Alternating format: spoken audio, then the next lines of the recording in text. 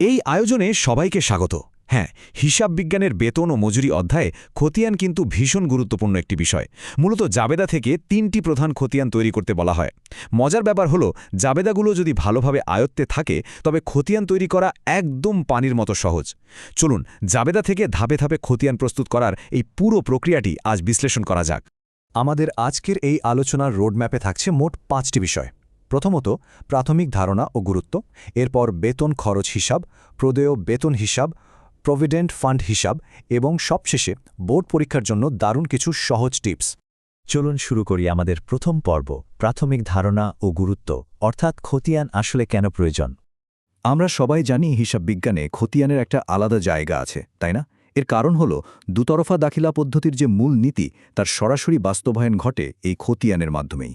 জাবেদা থেকে যখন খতিয়ানে এন্ট্রিগুলো ট্রান্সফার করা হয় তখন খুব সহজেই হিসাবের যে কোনো ভুল ত্রুটি ধরা পড়ে যায়, আর এর মাধ্যমেই কিন্তু একটি নির্দিষ্ট সময় কারবারের একেবারে সঠিক আর্থিক অবস্থা ও ব্যালেন্স বা জের নির্ণয় করা সম্ভব হয়। মূল গাণিতিক সমাধানে যাওয়ার আগে চলুন ছোট্ট একটা কনসেপ্ট ক্লিয়ার করে নিই।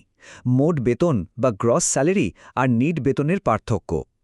মোট বেতন হল কোনো ধরনের কর্তনের আগে উপার্জিত একদম মূল অর্থটা, আর নিট বেতন হল মূল বেতন ও ভাতাদির সাথে সব ধরনের কর্তন বাদ দেওয়ার পর যে অর্থটুকু প্রকৃতপক্ষে হাতে পাওয়া যায়। বিষয়টা খুব সিম্পল, তাই না? পুরো ব্যাপারটা আরও সহজে বোঝার জন্য চলুন একটা কাল্পনিক গাণিতিক উদাহরণ ধরে নিই। ধরুন মোট বেতন ১৬,০০০ টাকা, যা থেকে বিভিন্ন কর্তনের পর নিট বেতন দাঁড়াচ্ছে ১৪,৮০০ টাকায়। এখন এই সংখ্যাগুলোর উপর ভিত্তি করেই আমরা সামনের খতিয়ানগুলো তৈরি করব। আমাদের দ্বিতীয় পর্ব, বেতন বা মজুরি খরচ হিসাব, যা আমাদের প্রথম খতিয়ান। এই খতিয়ানটা তৈরি করার সবচেয়ে আকর্ষণীয় দিকটি হলো এর সরলতা। এটা করা সবচেয়ে সহজ, কারণ এতে মাত্র একটি এন্ট্রি বসে। খেয়াল করুন, মোট বেতনের পুরো ১৬,০০০ টাকাই ডেবিট পাশে বসেছে। কারণটা কি? কারণ জাবেদায় বেতন খরচ ডেবিট ছিল, আর বিবরণের ঘরে আমরা কি লিখব? নিয়মানুযায়ী বিপরীতে থাকা হিসাবগুলোর নাম লিখতে হয়, ঠিক যেমন এখানে প্রদেয় বেতন ও বিবিধ কর্তন লেখা হয়েছে। এরপর আসছি ৩ নম্বর পর্বে, প্রদেয় বেতন হিসাব। এটি আমাদের দ্বিতীয় খতিয়ান। পরীক্ষায় কিন্তু এই খতিয়ানটি সবচেয়ে বেশি আসে। এটা মূলত 2টি ধাপে করতে হয়। প্রথমটি হল বকেয়া বা পাওনা ধাপ, যেখানে আমরা বেতনকে একটি চলতি দায় হিসেবে স্বীকৃতি দিই। আর দ্বিতীয়টি হল পরিশোধের ধাপ, যেখানে ব্যাংক বা নগদের মাধ্যমে সেই বকেয়া অর্থ পরিশোধ করে দায়মুক্ত হওয়া বোঝায়। এখানে ডেবিট এবং ক্রেডিটের নিখুঁত সমন্বয়টা একটু খেয়াল করুন।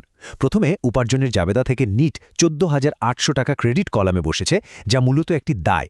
কিন্তু মজার ব্যাপার হলো, পরের ধাপে যখন ব্যাংক বা নগদান হিসেবের মাধ্যমে ওই একই পরিমাণ অর্থ ডেবিট পাশে রেকর্ড করা হয়, তখন চূড়ান্ত জের বা ব্যালেন্স একেবারে শূন্য হয়ে যায়। এর মানে হলো বকেয়া বেতন সম্পূর্ণ পরিশোধ করা হয়েছে। একদম ক্লিয়ার, তাই না? এবার ৪ নম্বর পর্ব, প্রভিডেন্ট ফান্ড হিসাব বা আমাদের তৃতীয় খতিয়ান। যদি প্রশ্নে মালিক এবং শ্রমিক উভয়ের অবদানের কথা বলা থাকে, তবে এই খতিয়ানটি একটু বড় হয়। এখানে 2টি এন্ট্রি আসে। প্রথমেই শ্রমিকের বেতনের অংশ থেকে ১,০০০ টাকা ক্রেডিট হয়েছে। এরপর মালিকের দান হিসাব থেকেও আরও ১,০০০ টাকা ক্রেডিট হল। সব মিলিয়ে কি দাঁড়ালো? এই 2 এন্ট্রি মিলে প্রভিডেন্ট ফান্ডের চূড়ান্ত ক্রেডিট ব্যালেন্স হয়ে গেল একেবারে ২,০০০ টাকা। এখন প্রশ্ন আসতে পারে, বাস্তবে বড় বড় কোম্পানিগুলোতে এটি কিভাবে কাজ করে। এই বিষয়টি কিন্তু চমৎকার।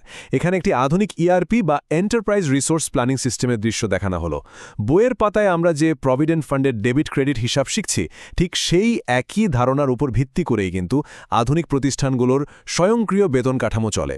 বাস্তব কর্মক্ষেত্রেও ঠিক এই একই ক্রেডিট এন্ট্রিগুলোর ডিজিটাল রূপ দেখা যায়।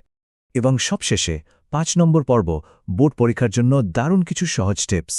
পরীক্ষায় ভালো করার জন্য সবচেয়ে গুরুত্বপূর্ণ পয়েন্ট হল এই 3টি নির্দিষ্ট নিয়ম মাথায় রাখা। প্রথমটি হল বিপরীত নাম নিয়ম, অর্থাৎ জাবেদায় যে হিসাবটি ডেবিট হয়েছে, খতিয়ানে তার ঘরে টাকা বসবে ঠিকই, কিন্তু বিবরণীতে নাম বসবে ক্রেডিট দিকের হিসাবটির। দ্বিতীয়টি হল শূন্য জের নিয়ম। প্রদেয় বেতন সম্পূর্ণ পরিশোধ করা হলে তার ব্যালেন্স অঙ্কের শেষে গিয়ে শূন্য হয়ে যাবে। আর সবশেষে বোর্ড প্রশ্নের প্যাটার্ন বুঝতে হবে। ঢাকা বোর্ড ২০২৩ বা রাজশাহী বোর্ড ২০২২-এর প্রশ্নগুলো ঘাটলে দেখা যায় সৃজনশীল প্রশ্নের গ নম্বরের ঠিক এই খতিয়ানগুলোই সবচেয়ে বেশি চাওয়া হয়। আমাদের আজকের এই বিশ্লেষণটি শেষ করার আগে একটি চিন্তামূলক প্রশ্ন রেখে যাচ্ছি। প্রদেয় বেতন খতিয়ানের জের শূন্য হওয়ার মাধ্যমে কর্মীদের পাওনা তো মিটে যায়, কিন্তু এর মানে কি এই যে একটা ব্যবসা প্রতিষ্ঠানের আর কোনো আর্থিক দায় অবশিষ্ট নেই? বিষয়টা নিয়ে ভাবার আমন্ত্রণ রইল। নতুন কিছু শেখার এই আনন্দ অব্যাহত থাকুক।